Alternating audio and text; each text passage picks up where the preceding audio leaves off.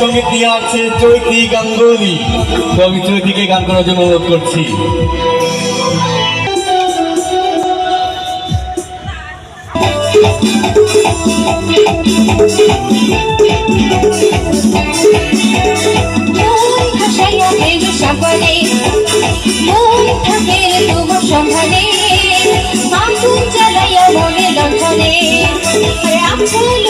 তুমি কোথানে নয়ন ঘুরাইয়া বুঝি তোমারে তোমারে